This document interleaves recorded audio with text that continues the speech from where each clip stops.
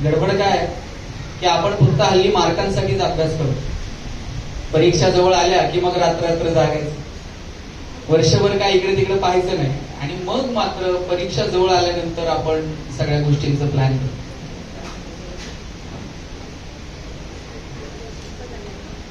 आणि मग पहाटे लवकर उठायचं, सरांच्या मागे लागायचं, IMP क्वेश्चन सांगा, व्हेरी इम्पॉर्टंट क्वेश्चन सांगा. मागच्या 5-10 वर्षांच्या प्रश्नपत्रिका चाळायच्या, त्यांचे हिशोब लावत मार्कांची बेरीज वजाबाकी करत मग आपण अभ्यासाकडे वळायचं. माझी विनंती असेल की केवळ मार्कांची बेरीज वजाबाकी न करता जे काही तुम्ही अभ्यासताय ना ते मनापासून अभ्यासलं पाहिजे. त्या गोष्टींचा अभ्यास तुम्ही मनापासून केला पाहिजे. मराठीचा एखादा धडा वाचताय ना त्या लेखकासोबत तुमची मैत्री झाली पाहिजे. लॅबोरेटरीमध्ये जाऊन काही प्रयोग करताय ना त्या सायंटिस्ट सोबत तुम्ही गप्पा मारल्या पाहिजे. भूगोल अभ्यासताय ना अक्षांश आणि रेखांश डोळ्यासमोर दिसले पाहिजे. इतकं एकरूप तुम्ही तुमच्या अभ्यासासोबत झालं पाहिजे. पण सगळं मार्कांसाठी, इतिहास मार्कांसाठी, भूगोल मार्कांसाठी, इतिहासातली पात्र सुद्धा मार्कांसाठी. मग शिवाजी महाराज 4 मार्काला, संभाजीराजे 5 मार्काला, तुकाराम महाराजांचा अभंग अवघड आहे म्हटले, ऑप्शनला टाक, त्याच्याऐवजी दुसरं काहीतरी वाच. परवा तर 10वीतला एक मुलगा मला विचारत होता, सर या वर्षी मराठीच्या पेपरला ज्ञानदेव पडणार आहेत का तुकाराम पडणार आहे? मी म्हटलं हे पडतील कसे ज्यांनी महाराष्ट्र उभा केला. सगळं कसं मार्कांसाठी असेल? जर असं मार्कांच्या पलीकडे जाऊन आपण आपल्या अभ्यासाची मजा घेतली पाहिजे, आपण आपल्या अभ्यासाचा आनंद घेतला पाहिजे. आणि त्यासाठी आत्तापासून तुम्ही ती तयारी ठेवली पाहिजे. खरं तर जेव्हा आता एका एक्झामचा विचार झाला, तुम्ही सिलेबसच्या पलीकडे जाऊन त्या एक्झामची तयारी केली असेल, त्यासाठी वेगळा वेळ काढला असेल.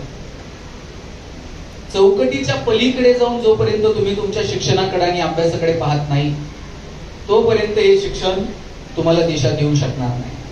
आणि म्हणून थोडंसं चौकटीच्या पलीकडे डोकवता येईल का याची काळजी एक विद्यार्थी म्हणून तुम्ही सगळ्यांनी घेतली पाहिजे. मला एक गोष्ट सांगायची की तुम्ही सगळेजण एकमेकांपेक्षा वेगळे आहात. सचिन तेंडुलकर सारखा षटकार ऐश्वर्या रायला मारता येईल का? ऐश्वर्या राय सारखा ठुमका लता दिदींना देता आला असता का? लता दिदींसारखं गाणं अशोक सराफला म्हणता येईल का? तुम्ही जर मला म्हटले भाषण कर, मी किती वेळ बोलेल. पण तुम्ही जर मला म्हटलं तुम्ही आता एवढ्या लांबून आलाय, त्याला जरा पावसात आपण काहीतरी खेळ खेळू, माझ्याच्यानं ते जमणार नाही. आपण सगळेजण एकमेकांपेक्षा वेगळे आहोत आणि ते वेगळे पण एक विद्यार्थी म्हणून तुम्हाला ओळखता आलं पाहिजे.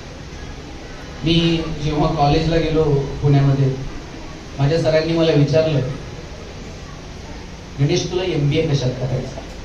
मी म्हटलं मला ह्युमन रिसोर्स मॅनेजमेंट मध्ये MBA करायचं. सर म्हटले तुला जर ह्युमन रिसोर्स मध्ये MBA करायचं आहे तर तुला चांगलं बोलता आलं पाहिजे. ते प्रत्येकाला विचारायचे कोण MBA कशात करणार.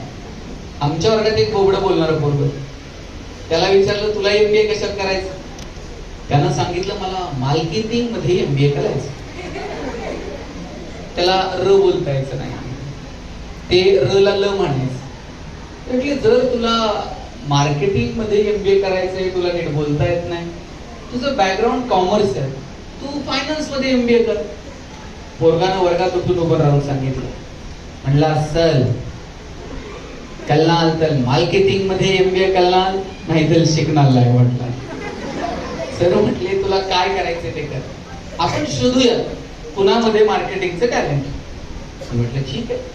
आमची परीक्षा घ्यायची ठरवली. आम्हाला सगळ्यांना 100 रामायणाच्या प्रती दिल्या आणि सांगितलं या बाजारात जाऊन विकून यायच्या. ज्याच्या सगळ्यात जास्त प्रती विकल्या जातील आपण समजूया त्याच्यामध्ये मार्केटिंगचं टॅलेंट आहे, त्यांना मार्केटिंग मध्ये MBA करावं. आम्हाला वाटलं काय परीक्षा घेणार आहे, बाजारात रामायणाच्या प्रती दिलेल्या सगळ्यांना 100 आणि ज्याच्या सगळ्यात जास्त विकल्या जातील त्यानं मार्केटिंग मध्ये येऊ. मी म्हटलं 100 रामायणाच्या प्रती तर आम्ही अशा बाजारात विकू. 8 दिवस आम्ही बाजारात फिरलो. 9व्या दिवशी वर्गात आलो.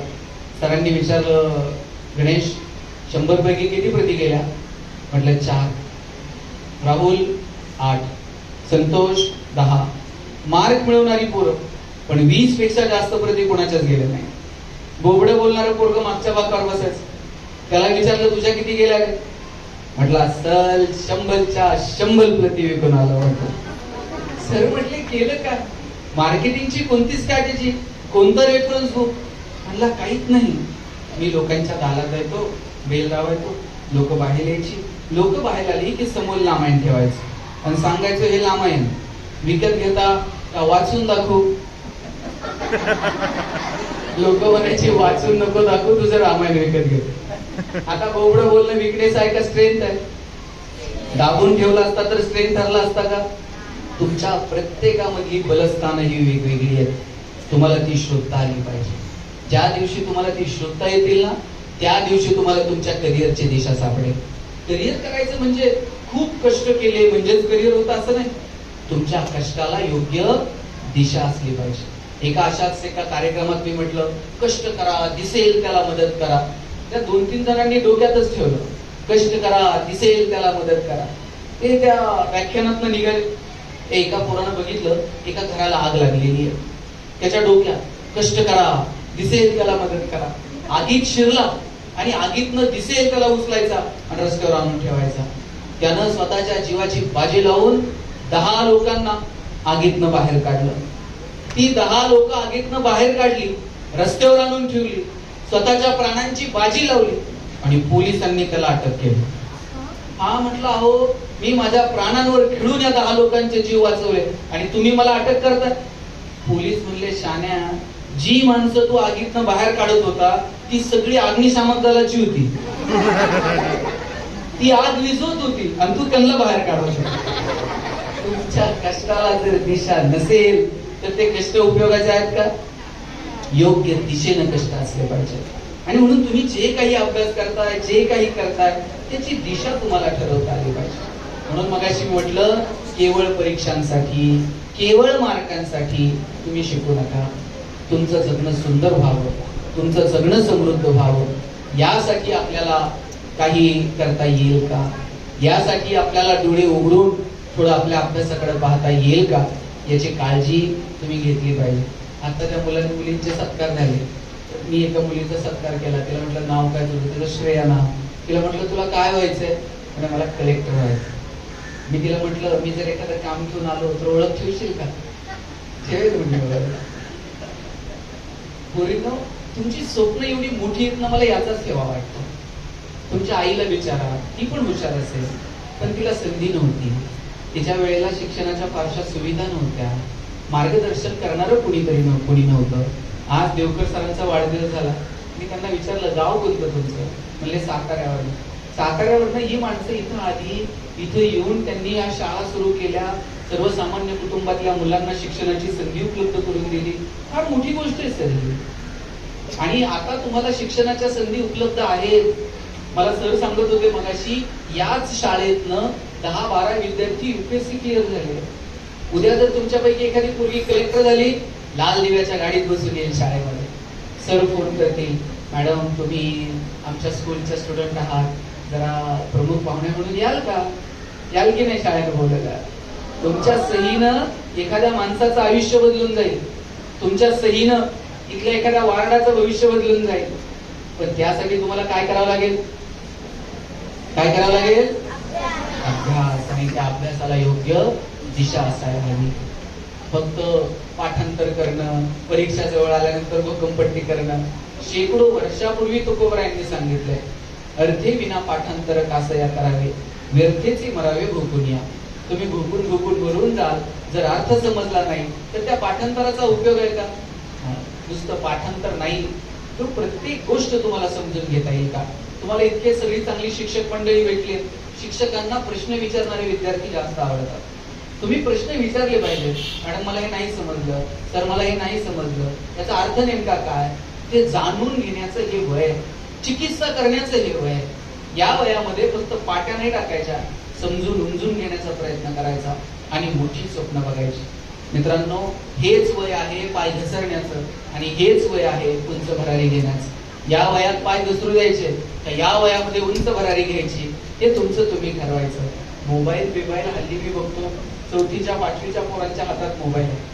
ते इन्स्टावरची एखादी स्टोरी बघता बघता स्क्रोल करता करता कधी 2 तास निघून जातात, आपल्याला पण कळत नाही. नको त्या गोष्टींमध्ये वेळ वाया घालू नका. मी म्हणत नाही तुम्ही मोबाईल वापरू नका, मोबाईल जरूर वापरा, चांगलं साधन आहे. विदिन अ सेकंद तुम्ही जगापर्यंत पोहोचता. सर्फिंग करण्याला, काही शोधायला खूप सुंदर माध्यम आता मोबाईलच्या माध्यमातून तुमच्या सगळ्यांच्या हातात आहे. पण ते कोणत्या कामासाठी, किती, कसं, कशासाठी वापरायचं याचा विचार मात्र स्टुडंट म्हणून तुम्ही केला पाहिजे. कोणत्याही गोष्टीचा अतिरेक झाला ना, मग तो माणसाच्या हिताचा नाही. मला आठवतंय, आम्ही जर मैदानावर खेळायला गेलो की आई पळत काठी घेऊन यायची, बाद झालं रे आता, त्याला अभ्यासाला बसा.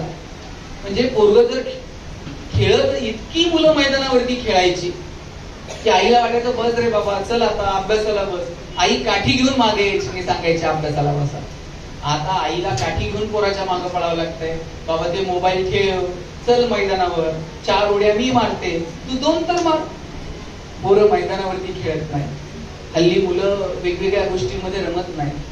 सर, या पोरांचं जगणं जर तुम्हाला शोधायचं असेल ना, तर ते तुम्हाला गृहपाठांच्या वयामध्ये नाही सापडत. गृहपाठ तर एखादं काम उरकायचं असा उरकून टाकलेला असतो.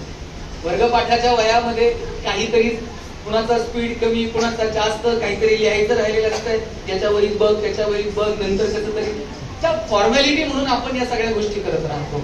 या पोरांचं जगणं जर शोधायचं असेल ना, यांच्या वयांची मागची पानं बघायची, शेवटची 2-3 पानं. पोरींनी रांगोळीचे डिझाईन काढलेले असतात, मेहंदीचे ठिपके दिलेले असतात. पोरांनी तर किती नावं खुडून पुन्हा लिहिलेली असतात. त्यांचं जगणं सापडते ते मागच्या पानांमध्ये. मला वाटतं मागच्या पानांवरच हे म्हणून, आता मागची पानं बघू नका रे, इकडे बघा. त्यांनी लगेच वह्या उचकायला सुरुवात केली. मला सांगायचंय काय माहितीये का बाळांनो, हे जगणं तुम्हाला परत कधीच मिळणार नाहीये. हे आयुष्य परत कधीच मिळणार नाही. शिक्षणामध्ये इतकं मनमुराद जगून घ्या, इतकं शिकून घ्या, इतक्या गोष्टी आकलन करण्याचा त्या प्रयत्न करा, जाणून उमजून घेण्याचा प्रयत्न करा. कारण हे शाळेतले दिवस तुम्हाला परत कधीच मिळणार नाही. आता तुम्ही एका बेंचवर 3-3 जणी बसताय, आम्ही पण तिघं बसायचो. आम्ही असा कर्कटकनं रेष मारून जागा वाटून घ्यायचो. तुझा हात इकडं का आला, तुझं दप्तर इकडं का गेलं. शेवटच्या दिवशी आमच्या बाईंनी मला उठवलं. मला म्हणे, गणेश, बेंच इथंच राहणार आहे, फक्त पुढच्या वर्षी तू वर्गात नसशील. साधी गोष्ट होती, पण आयुष्यभर मनावर कोरली गेली. बेंच इथंच राहतो, फक्त आपण वर्गात नसतो. तुम्ही ज्या बेंचवर बसतात ना बाळांनो, या बेंचवर कितीतरी पोरं अगोदर बसून गेलेली आहे. उद्या दुसरं कोणीतरी, परवा आणखी तिसरं कोणीतरी. ज्या मैदानावर तुम्ही खेळता, सरांना विचारा, या मैदानावर किती मुलं खेळून गेली आहेत. उद्या दुसरं कोणीतरी असेल. आपण मालक नाही आहोत, आपण विश्वस्त आहोत. सांभाळायचं, पुढच्या पिढीच्या हातात हे जग द्यायचं आणि नीट निरोप घेऊन जायचा या जगाचा. म्हणून आपली ओळख कुणीतरी ठेवेल, नाही जगानं, नाही देशानं, राज्यानं, किमान आपल्या शाळेत तर आपली ओळख राहील. अरे, तो 8वीतला तो मुलगा होता ना आमचा, काय सुंदर क्रिकेट खेळायचा. आणि सर, तुम्हाला जर तुमच्या आयुष्याची पुंजी जर कोणी विचारली, काही दिवसांना तुम्ही रिटायर व्हा, आणि रिटायरमेंट नंतर जर कोणी विचारलं, शिक्षक म्हणून तुमच्या आयुष्याची काय पुंजी आहे, काय सांगायचं एखाद्या शिक्षकांना? एवढा फंड, एवढी ग्रॅज्युएटी, ही पेन्शन. शिक्षकाच्या आयुष्याची ही पुंजी नसतेच. शिक्षकाला 10 नावं ठणकून सांगता आली पाहिजे. ते परवा रणजी खेळलेला पोरगा आहे ना, माझा विद्यार्थी, वर्गात खडून स्टंप पाकून क्रिकेट खेळायचा. मी बोटाला पकडलं आणि मैदानावर घेऊन गेलो. ती इंडियन आयडल झालेली मुलगी आहे ना, वर्गात सुंदर राष्ट्रगीत म्हणायची. मी तिचे सूर ओळखले, पोरगी का इंडियन आयडल झाली. ते परवा विधानसभेत बोललेला तो आमदार आहे ना, तो माझा विद्यार्थी आहे, वर्गात मॉनिटर असायचा. की अशी 10 नावं आपल्याला आपल्या आयुष्यामध्ये सांगता आली पाहिजे. मला वाटतं ती एका शिक्षकाच्या आयुष्याची पुंजी असते. आता इथं काही उंच मुलं दिसत आहेत मला, 9वी-10वीतली असते. पोरांनो, तुमची उंची आता वडिलांच्या खांद्याला आली. वडिलांची चप्पल तुमच्या पायाला यायला लागली. एकदा का बापाची चप्पल पोराच्या पायाला आली आणि पोरगा वडिलांच्या खांद्याला आला, वडील रागवत नाही, चापट मारत नाही. लहान होतात चुकलं का पटकन फटका, आता मारत नाही वडील. अशा वेळेला वडिलांच्या डोळ्याची भाषा तुम्हाला समजून घेता आली पाहिजे. काय अपेक्षा रे बाळांना वडिलांची? वडिलांची अपेक्षा इतकीच आहे, पोरांनी त्यांचा त्यांचा अभ्यास करावा, त्यांचं छान सेटल व्हावं आणि एक दिवस असा यावा की पोराच्या पोरीच्या नावानं माझी ओळख झाली पाहिजे. आतापर्यंत तुमची ओळख काय? अमुक अमुक यांचा मुलगा, अमुक अमुक यांची मुलगी. एक दिवस असा आला पाहिजे पोरींनो, तुमच्या नावानं तुमचे आई वडील ओळखले गेले पाहिजे. लोक म्हटले पाहिजे त्या कलेक्टर मॅडम आहेत ना त्यांची आई आहे बरं का, ते डॉक्टर साहेब आहेत ना ते त्यांची वडील आहेत बरं का, ते इंजिनियर साहेब आहेत ना ही त्यांची आई आहे बरं का, ते सायंटिस्ट आहेत ना हे त्यांचे बाबा आहेत. तुमच्या नावानं तुमचे आई वडील ओळखले गेले पाहिजे. आणि यासाठी अभ्यास सोडून दुसरा पर्याय उपलब्ध नाही. आपली कुणाची परिस्थिती किती गरिबीची असू दे, रडायचं लढायचं परिस्थितीच्या विरोधात. आपण गरिबीत जन्माला आलो, आपली चूक आहे का? पण जर आपण गरिबीत मेलो तर ती मात्र आपली चूक आहे. गरिबीत मरायचं, छान आपल्या आपल्या पायावर मस्त उभं राहायचं, सेटल व्हायचं, आर्थिक दृष्ट्या सक्षम व्हायचं, पैसे कमवायचे. पण आयुष्यभर एक विधान लक्षात ठेवायचं, जोडून या धन उत्तम व्यवहार आहे. तुकाराम महाराजांनी सांगितलं, पैसे कमवायचे पण चांगल्या मार्गाने पैसे कमवायचे आणि योग्य ठिकाणी ते पैसे देण्याची दानतेही तुमच्या हातामध्ये असली पाहिजे. आणि इथं अनेक मुली बसलेल्या आहेत. पोरींनो, माझा तर दावा आहे, वडिलांचं जेवढं प्रेम मुलावर असतं ना त्याच्या थोडं तरी जास्त प्रेम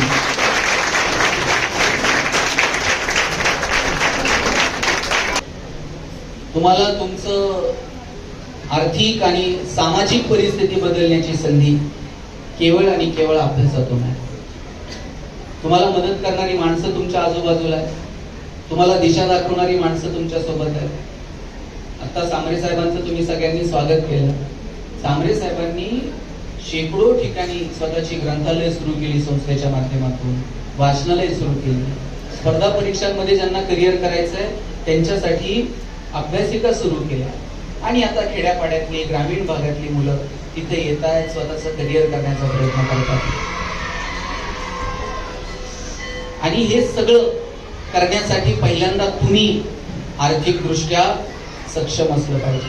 त्यांनी उद्योग व्यवसाय व्यापार करू शकले, व्यवसायातून स्वतः सक्षम बनले आणि मग ते लोकांना मदत करू शकले. म्हणजे जर आपल्याला कोणाला मदत करायची असेल तर पहिल्यांदा तुम्ही आर्थिक दृष्ट्या सक्षम असलं पाहिजे आणि आनंदानं राहिलं पाहिजे.